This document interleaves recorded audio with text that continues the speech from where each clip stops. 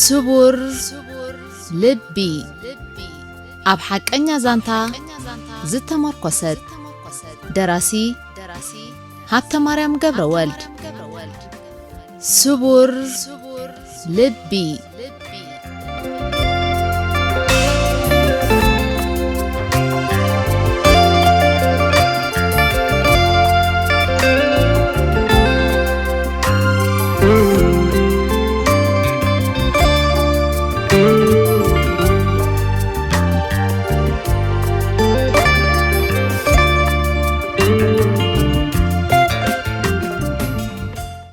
ሰላም ከመይ ተቕንዩ ዝኸበርኩም ተኸታተልቲ መደባት ሲነማ ሰመረ ብፍላይ ድማ ተኸታተልቲ ሓቀኛ ዛንታ ስቡር ልቢ ኣቐዲምና ንምክትታልኩም ብኽብርና ዓደና ላይክ ሳብስክራይብ ምግባር ኣይትረስዑ ኣብ ዝሓለፈ ቀዳማይ ክፋል ዛንታ ስቡር ልቢ ሮቤልን ርግኣትን ብማእተታዊ ስራሕ ናብ ዓዲ በርበረ ኣብ ዝኸድሉ እዋን ከም ዝተላለዩን ብድሕሪዚ ጥቡቕ ሌላ ከም ዝመስረቱን ሓደ ንግሆ ውፅኢት ናይቲ ንኣዋርሕ ዝተጸበይዎ መርመሮኦም ከም ዝተነገሩን ስም ርግኣት ከም ዝተጸውዐን ናብቶም ከምኣ ዝኣመሰሉ ተምሃሮ ከም ዝተሓወሰትን እቲ ኣስማት ዝጽውዕ ዝነበረ መንእሰይ ሒዝዎ ዝነበረ ወረቓቕቲ ስም ሮቤል ከይጸውዐ ከም ዝወደአ ብድሕሪዚ ሮቤል ናብ ኮር 161 ሳልሳይ ብርጌድ ከም ዝተወዝዐን ህይወት ውትድርና ከም ዝተለማመደን ሮቤል ብጽኑዕ ከም ዝሓመመን ብዝተገብረሉ መርመራ ድማ ንዝሓሸ መርመራ ናብ ኣስመራ ሆስፒታል ሓሊበት ከም ዝተሰደን ተኸታተልና ነርና ካልኣይ ክፋል ዛንታ ስቡር ልቢ ይቕጽል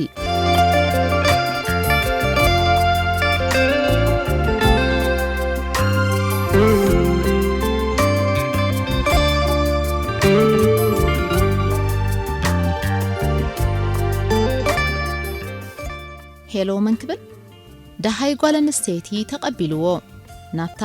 ኣብ ቤት ጽሕፈት ትሰርሕ ሓፍቲ ርግኣት ስለ ዝደወለ መን ከም እትቕበሎ ፈሊጡ ነበረ እንተኾነ ብዕላል እምበር ብኻልእ ፍልጠት ኣይነበሮምን ሄሎ መንክብል ቴሌፎን መሰል ዓለት ሮቤል ይበሃል ብዕላል እኳ ትፈልጥኒ ትኾኒ እውይ ሮቤል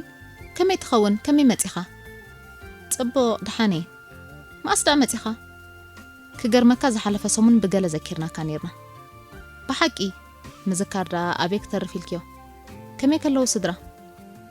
ጽቡቕ ኣለዉ ርግኣት ከዓ ድሓንያ ፈተናታት በርቲዕዋ ደኣ ኣብ መጽናዕትያ ዘላ እምበር እሞ ሮቤል ደዊል ነይሩ በልየ እኺ ክብለልካ እየ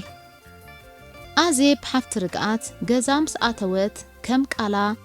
ንርግኣት ሓፍታ መልእኽቲ ሮቤል ኣብጽሐትላ ኣጋ ምሸት ርግኣት ምስ መሓዛኣ ናብ ላይብረሪ በላ እንተኾነ ርግኣት ኩነታት ሮቤል ኣየርግኣን ሄሎ መንክብል ርግኣት ንመማህርታ ኣብ ላይብረሪ ገዲፋ ናብ ሮቤል ምስ ደወለት ሮቤል ዘድመጾ ነበረ ሄሎ ሮቤል ርግኣተይ ከመይ ኣለኺ ደሓኔ እንትርፎና ፎቐትካ ናይ ብሓቂ ኣይተኣምነንን ክርእካ ብጣዕሚ እትሃዊኺ ዘለኹ ኣበይ ኮንክ ክድውል ዘለኺ ኣብ ኣፍ ደገ ዩኒቨርሲቲ ኣብኡ ዘይትመጸኒ ጸገም የለን ኣብታ ቴሌፎን ጽንሕኒ ድሕሪ 10 ደቂቕ መጻኹ ርግኣተይ ሕራይ ሮቤለይ ቀልጢፉ ክመጻ እናተሃንጠየት ንሱውን ክሪኣ ብዙሕ ተሃንጢ ነበረ ናብ እንዳ ሚኒባስ ብምኻድ ናይ ፓራዲዞ ሚኒባስ ወሲዱ ተበገሰ ኣብ ጎኒ ዩኒቨርሲቲ ወሪዱ ናብታ ዝተቋጸሩላ ቴሌፎን ኣበለ ርግኣት ኣብ ጸግዒ መንደቕ ጽግዕ ኢላ ጸናሓቶ ምስተር ኣኣዩ ዝብልዎ ጠፊእዎ ኣብ ገጽ ነፍሲ ወከፎም ግን ብርቱዕ ተሕጓስ ይንበብ ነበረ ብዙሕ ከይተረድኦም ብባር ሊድያ ሓሊፎም ምስ ሰጎሙ ኸዓ ናብ ቤት ብልዕን መስተን ክሪስፒ ኣተዉ መብዛሕትኡ ኮፍ መበሊ ተታሒዙ ስለ ዝጸንሖም ብዙሕ ኣማራጺ ኣይረኸቡን ኣብ ቅድሚት ኣብ ዝጸንሓቶም ስፍራ ኮፍ ምስ በሉ ሓንቲ ኣሳሳይት ፍሽኽታ ሰንያ ቀረበቶም እንታይ ክእዘዝ ለስላሳሉ ርግኣትያ እወ ንዓይ ስፕራይት ኣምጽለይ ወላ ንዓይ ከምናታ ሮቤልን ርግኣትን ዕላል ጀመሩ ቅልጥፍ ኢሉ ብዝመጾም ስፕራይት እናተፈስሑ ድማ ዝኽርታቶም ኣሐደሱ እንተኾነ ካብ ተራ ዕላልን ትምህርትን ክወጹ ኣይከኣሉን ብዛዕባ ፍቕሮም ክዕልሉ ብሕጊ ከም ዝተኸልከሉ نفقري كم قوانا رقيتوما كحالفو مرزو روبيل مس أبراهام ترخب اللخدو كبل زحاتتا دحرخن دايك ألسيو من رخبسي ورخبه جن كم قدوم يكونن حنساب رقيتوني حلف حنساب كأبو معد سلامي لني زحلف انبقر أبراهام سخم زخينو إذا خلو بحدا كلهم أتاسب سخمي دي خينو أبتبار خدا كمي بزح تقاربو نيركم كالرقاقت أون زدالي بتزواواري حاتيتوا قرمكا إيو نحنت محازي بتعمي فتوى سلازنبرا حدا معلت نفار حاتيتوا مس أبيتو نعي ولا مس أنتريني من قد غيري إزخيت سمعنا ندو رقاتي نعا أنت تسأل نعا خنتاي زي ركبالو كالا داخي هلوكم سكف النابلة حتى تام انتاي مخابخة زهب قالني ملست له نقول حتى عينتا إنه رحرحت مخان جزيت الواوات عنديو جزين سبي اللوت أو كازبهال اتناقرون بر سلامي لكي لك انتا كي يقول لكي بقول دا أبراهام تماتي إيقوان تخوانا نابكا لعلال كأتو مأنتقن دم دموم أنا خمان نايت زنبر النحو فقرن نايت بحد زحلفنا يلينبر مستوعيون نابزنا بتنزبلو أنا ونايم تقدس كله قد في زي سقيلي أب عالم استلال خاين زفلت كاين سب قلب بلو خرحكا كان كله اتزعب يخسر مخانو دحار كردوي بوغن كخمي اللخي كم تزفلت أكزنا بركو أما تمر تخدو تقبل اللخي أنا أزيز فتوك حفتي كم مخان كمتن ناتك تصبق مصبحاكي أب تمر تخخا زيادة وزيد كتن تقرايز مخركي كل جزء انت قبر كالو إخا عقب كتكون تخان إذا خباق السفحي حنقول هاللي نزي كونكوس معرخ ندي تزفت وكن متأمل باتكس لزقدر سلم تراي مخانو نخد فلتي نويح سلسة زاربة دن نيلا تسمع نبرد روبي الحوي حساباتك خولي قبولي حسابات كان مخرخان كمان نمكالق زي رغبهم نتطوركيو كم زخت بلن نكالخا نتناتي تصبق سلت بكت راي بحتا تسميع وزر وشت البين تتريو نتقرم كانيركا بلبي إذا مسكنك إيلا ملستلو كم زتات كعللو كي تفلت أوان مسيب كوفي لوملو كابزنا بروسيدا كتنسون كاللوون بسنك جزيمبر أعلي لومسي أي تتأقبون كاب كريسبوات يوم أتقفي حقورنا كساقمو مسجمرو بدفرت بتساقماي إيدو نيمانا إيدا جابطو كتجوابطو تانيحم بسقطها تفلاليمو ني إيدو نابي ماناي منكوبا سقلوم ناي فرس مسلت أقول رأسها دحسيسو نابت أقاماي منكوبو حلفيلو خاء أتريرو حقوفا نساون نتاز حالفت إيدو بيمانا إيدا جبت أتا باه دما بلا علالو من فققتا أسنانو من فتوتهم زمسكر نبرا روبيل نتم فنجال زمسلا عينتا أتوكيرو تأمتن إذي أنا حوار نتي تخونلو معلتي يمتصدو خول دما بلا بوشتو مرقاتي نأزيو حتصير معلتاتي مزي إذا كو عدل جيرا نعاخ مركابيكا عبي عدل زرخبكو هينو تسمعني بالتعمينا في أكنيرة أملاخنا زعدل زهبنا يمسكن نعاخون بلبي يمسكنك رقاتي دما بلا كساب قزاوتا مسفانوا هراي دهي تدفق نساون أفانوتو روبيل نبهدؤو مستملسة أهدؤو بسنكي مقيار بوتا أبقلت أمتأم تنحوو كي يعرف دما مسأتهم أبقلت أمتأم أتوا إتا أهدو قديما علالا أبستبهالي أبكبابي قرمز ركب بوتا نبرد بتجزيت خاء نابارنتو أبلد نجر وتهدر كوينجن كل التوارح مسحلفة نابتتأفى في زخونة بوتا علالا تملست كينات تعرح مجتمعالتات برتيعو تالعلم ناي حيلي برسونال كوينو زقلقل زنبرا روبيل دما مستا بمسمر فولينا نوكينات ستأمد تهادو F1 عاتيقو أتوام بتقوان تسألائي كساب عنكرو عاتيقو نبرا اتربرب دما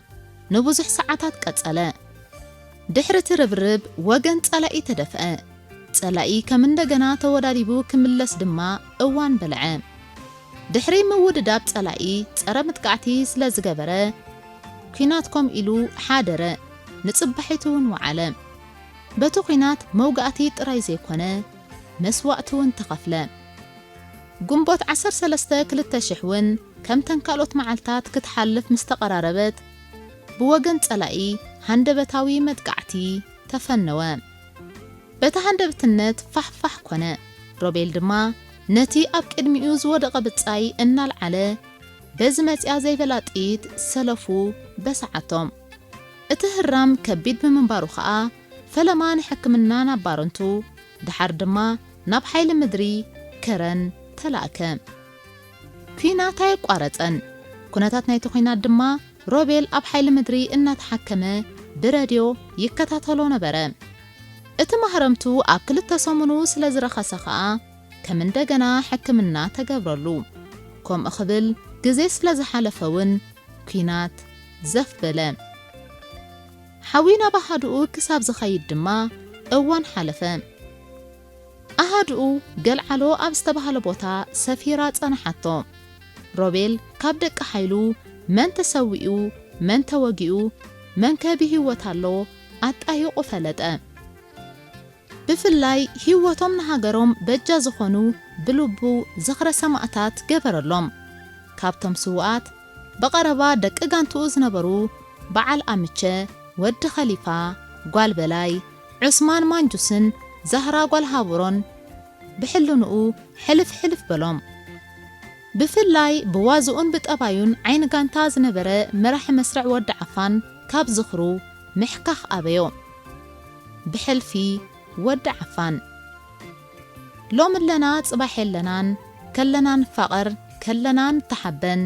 ጉድጓድ ቤትና ጉድጓድ ያገነትና ሓመድ ይኽዳና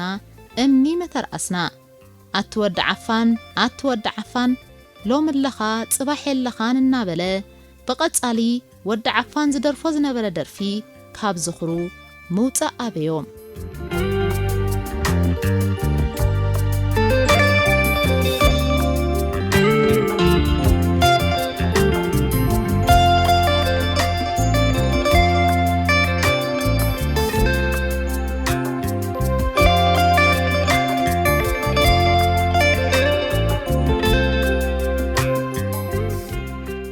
ሮቤል መዓልታት ሕክምንኡ ዛዚሙ ናባሃድኡ ተመልሰ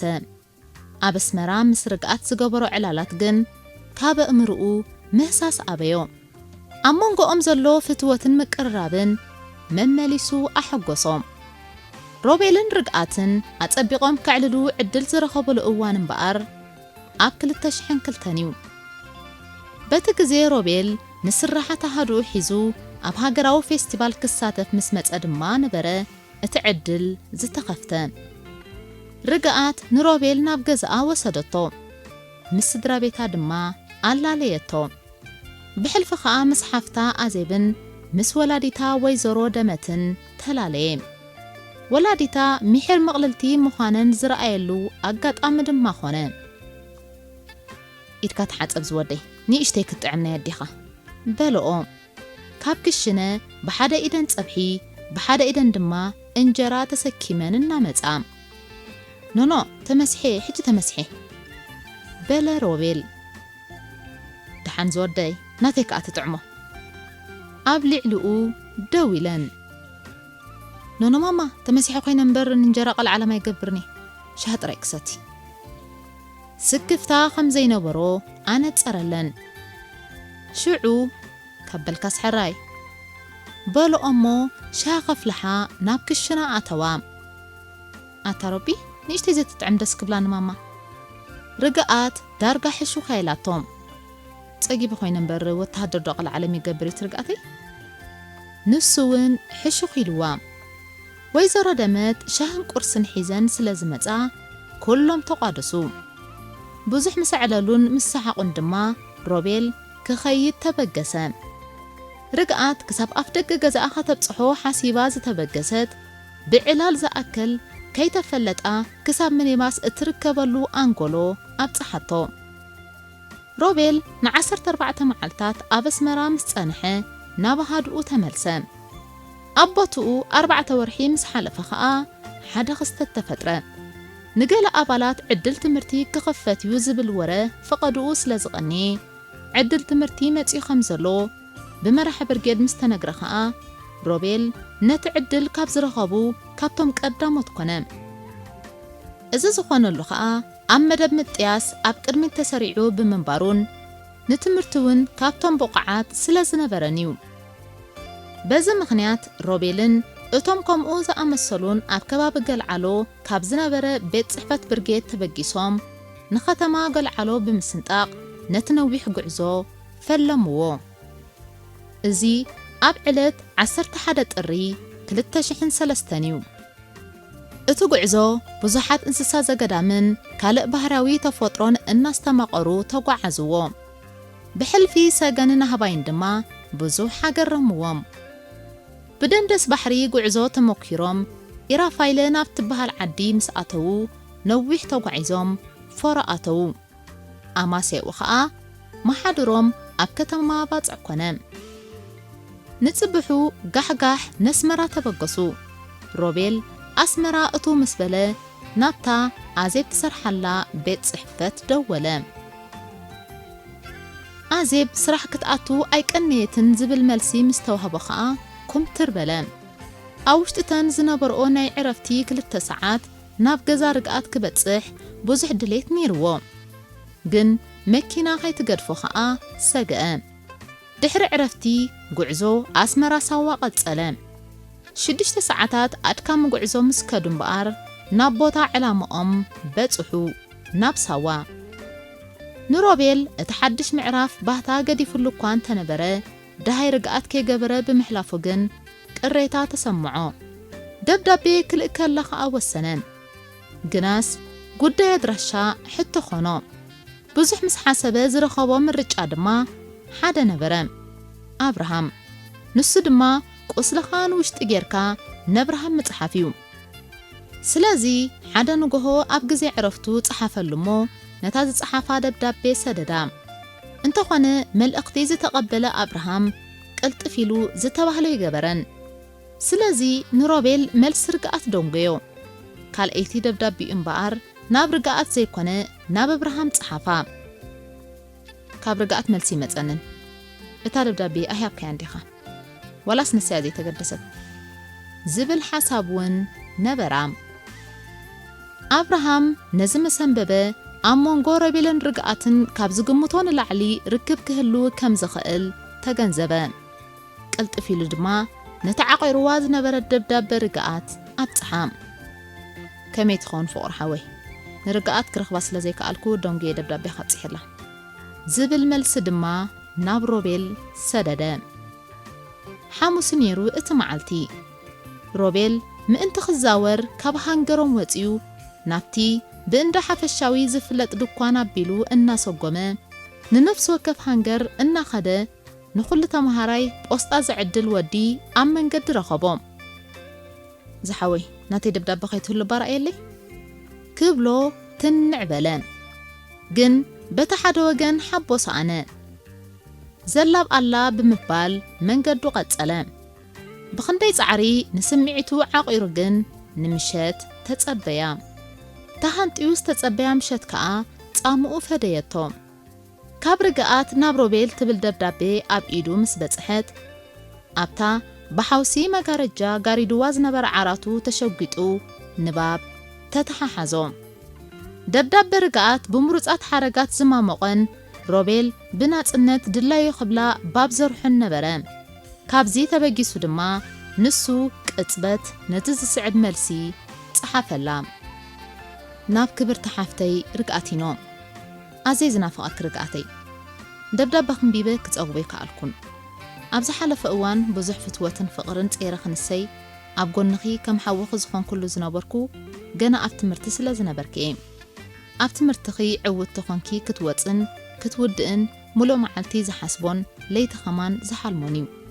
ስለ ዝኾነ ክሳብ ለይቲ ሎሚ ዕሙቕ ዝበለ ስምዒታተይ ክገልጸልኪ ኣይከኣልኩን ካብ ሓልይ ዝብገስ ምዃኑ ከም ትርድእ እዮ ግን ጥርጥር የብለይን ሕጂ ኣብ ትምህርትኺ ኣብ ምዝዛም በፂሕኪ ምህላውኪ ንዓይ ዓብ ሓጎስ እዩ ኣብ ዛዘም ኩሉ ዕለት ሕቋፍ ዕምባባ ሕቁፈኪ ምኽንያቱ ንዓመታት ናይ ዝተጸበኾ ባህገይን ፍቕሬን ሞሳ ከም ዘይተኽእልኒ ኣምን ቅድሚ ዝእዋን ዝኾነ ክብለኪ ዘይምኽኣለይ ከይትርሕቅኒ ብምፍራሕ እምበር ፍቅرخو خصرو سلا زخالكو خيمسلكي حججن باب زخفتت اللي كوينو يسمعن اللمو بوغني بلب خمزه فكرك خنغركن كلغو زسمعن حغوس درت يبلو نسخي فتار منابرتك تكون زلقسلي هي بيخي أمل سدبداب بخي أنا وني فكرك إيه نسخة خنبري دلي إزب الحركات هارري لخطبيه حجوين دافير كايتبل النمبر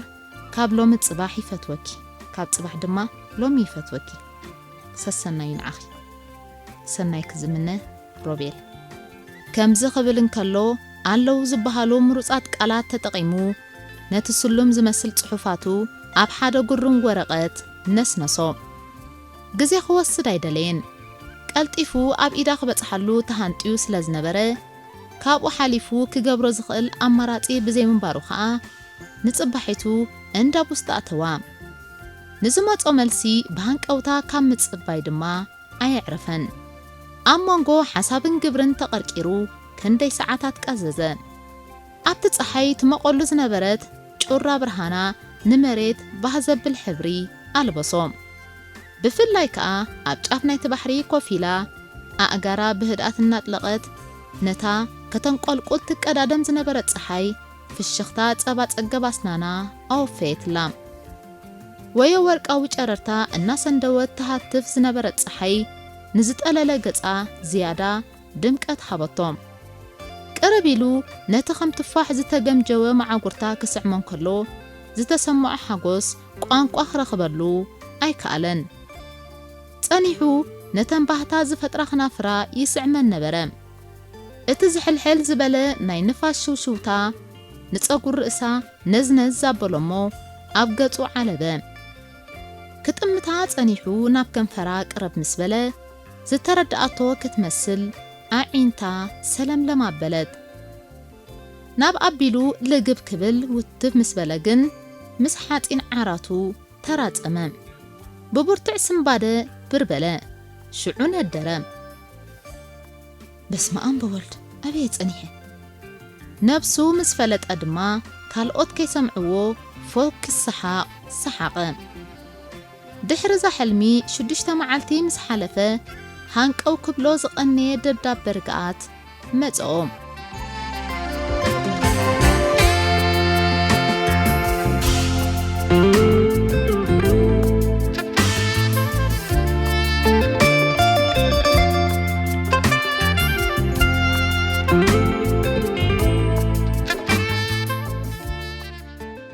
زخبركم تخاتلتنا